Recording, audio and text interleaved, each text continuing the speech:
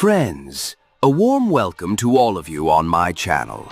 Here, every story will touch your heart, and within every story lies a new lesson. So, let's begin today's tale. Friends, in life we all travel, sometimes for fun, sometimes for work.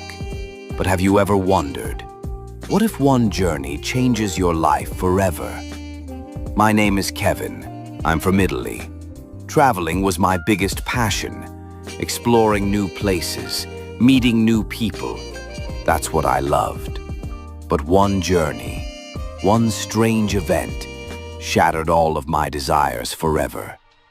Today, I'm going to tell you a story from my life that will send chills down your spine. And the biggest question is, if you were in my place, what would you have done? So, friends, what really happened that day? How did my pleasant trip turn into a terrifying nightmare? And why did I swear that I would never travel again? Friends, wherever you are listening to me from, thank you from the bottom of my heart. Every single comment of yours is our strength, our motivation. So please, share your thoughts in the comments below and tell me how you felt about this story. And if you want to listen to more such mysterious and thought-provoking stories, then don't forget to subscribe to the channel and hit the bell icon so that the next story reaches you first.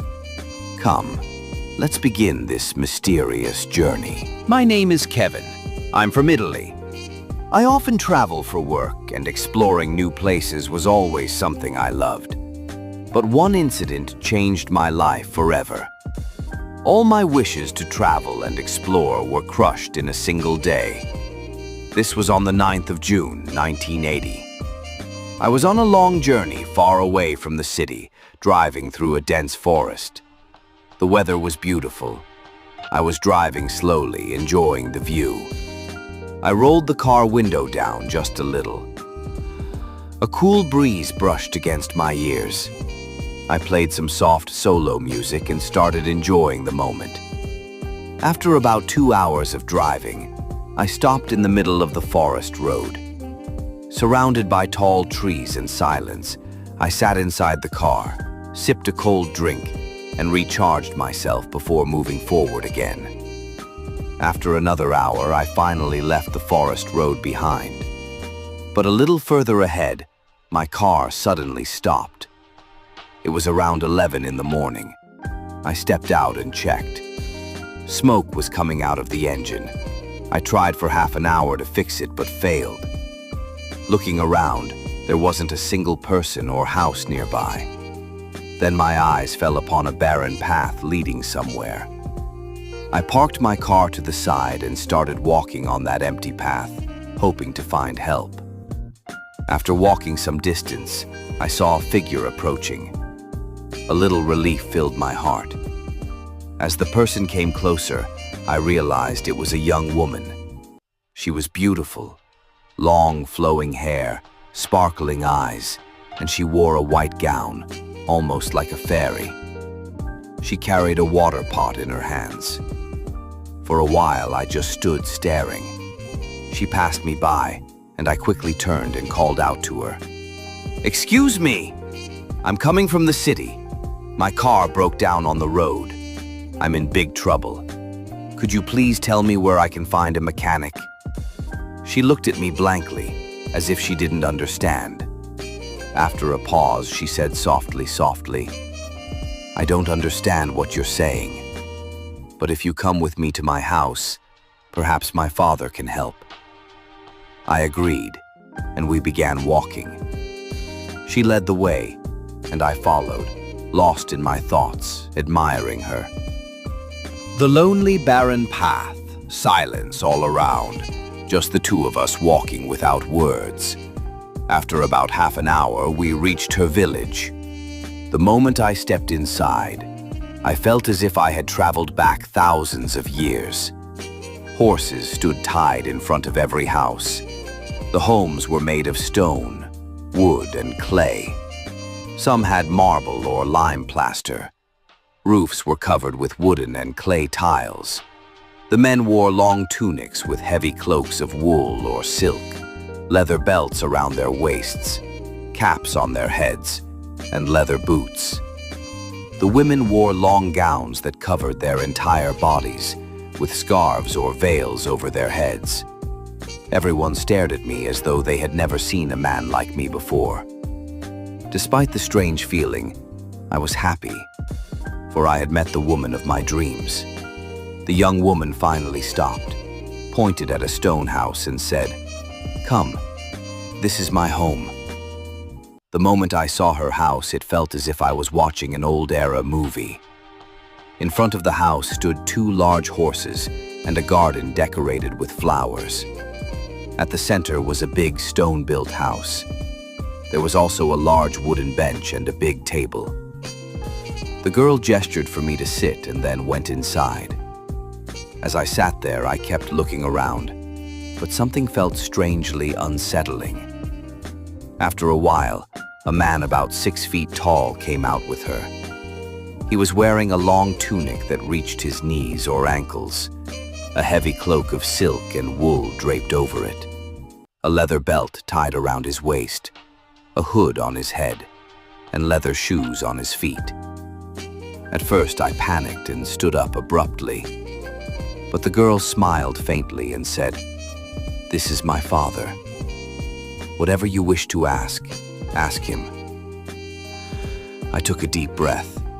Her father gestured for me to sit and asked my name. I replied, "My name is Kevin." Inside, I was nervous. He then asked about my problem. I was a little scared, but gathering courage, I said, "I was coming from the city when my car broke down. There was no one nearby who could fix it. I need a mechanic. Can you help me?"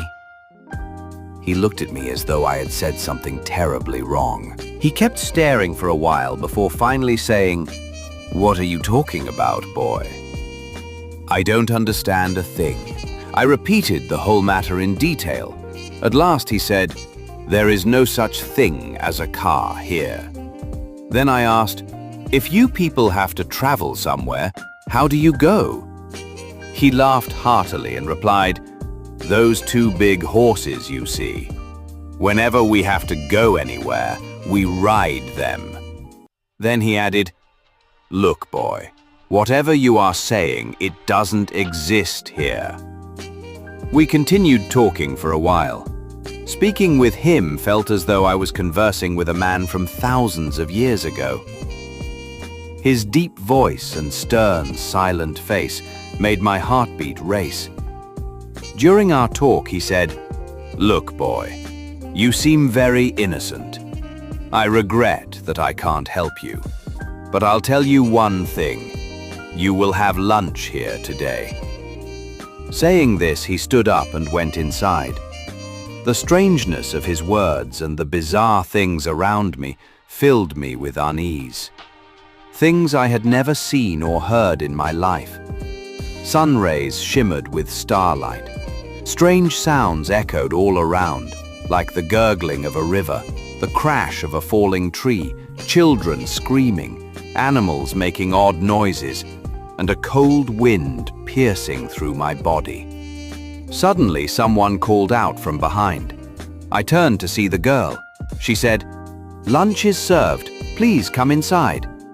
As soon as I entered, my eyes fell first on the fire burning in the corner. Then I felt as if I was floating above water, but when I looked down, there was no water. The glow of the fire lit the entire room. I noticed a woman cooking something in a large cauldron. Just then, a voice came from behind. "Come, boy, sit here." Startled, I turned around and saw her father, sitting at a large dining table. I sat on the chair beside him. The atmosphere was silent. Soon, a woman arrived with a large plate of wine and bread. The plate was glittering and magnificent. Her father poured wine into a glass and pushed it towards me.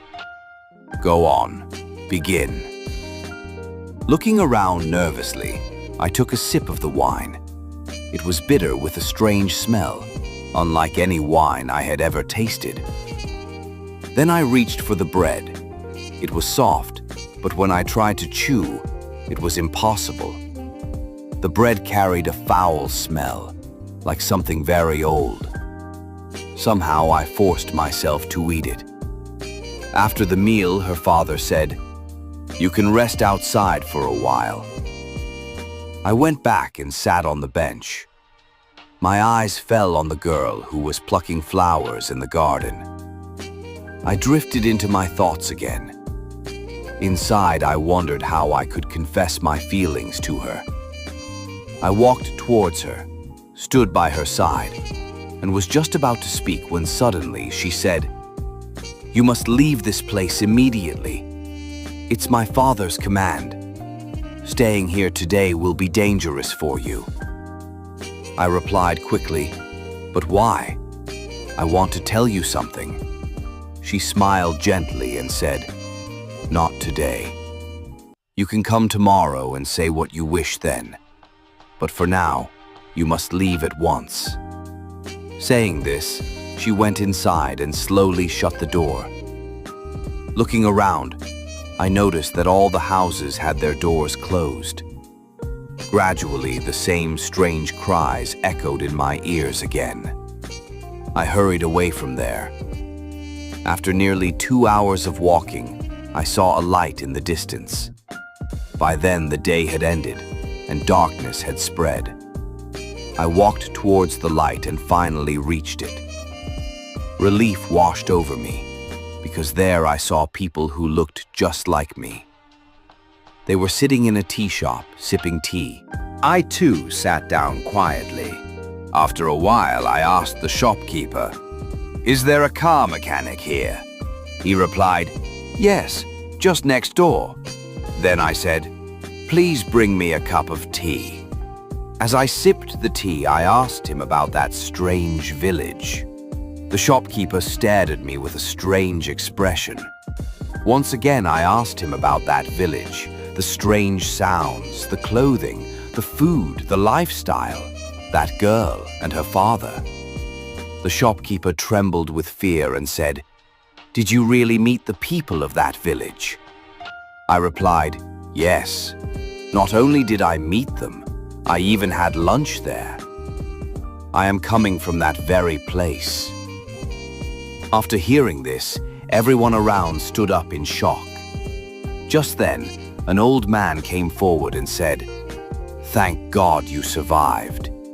There is no village there, no people at all." Hearing this, I felt something eerie inside me, but I refused to believe it. My heart was still searching for that girl. Then the old man continued, "This goes back 2,000 years. There once was a beautiful village there. But one night a flood came and swept the entire village away. Since then, that place has remained barren. Every 20 years, on the night of the new moon, the village appears again for a single day and vanishes the same night. Anyone who stays there that night never returns. I only heard this story as a child from my grandmother. But you actually went there." I then asked the shopkeeper, "Where's the phone booth? I need to call my friend. I don't have the courage to return home alone." I called my friend and asked him to come. That night, I stayed at the shopkeeper's house. The next day, my friend arrived. I told him everything. At first, he didn't believe me, but when I explained it again in detail, he turned pale with fear. Goosebumps covered his arms. I said, "I want to go back there once more. I want to see with my own eyes whether there really is no village, and whether that girl, the one I've cherished in my dreams, is truly gone." My friend kept trying to stop me, but because of my stubbornness, he was forced to agree. Together, we went back to that place. The moment we reached, goosebumps ran over my skin and my throat went dry. Before us was nothing but an empty stretch of barren land. There was no one for miles around. Not even a single bird. My friend shouted, "Kevin! This place is terrifying! Enough! Let's go! Now!" Then he grabbed my hand and started running. I was barely conscious of what was happening. Everything blurred before my eyes. I don't remember how we got home. After that, I fell ill for several months. It took me years to slowly recover from the shock. From that day on, my desire to travel to unknown places died forever. Friends, these were the memories of my journey. Even today, when I think of that day, I get chills.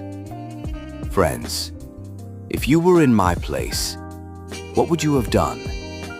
Just think about it. If you were in my shoes, would you return to discover the truth of that village? Or would you choose to forget it forever? Your opinion means a lot to me, so please share it in the comments below. I'll be waiting for your answer. And friends, if you enjoyed this story, don't forget to like it, share it with your friends, and of course, subscribe to the channel for more mysterious stories like this one. Thank you for staying with me. Goodbye, until we meet again with another thrilling story.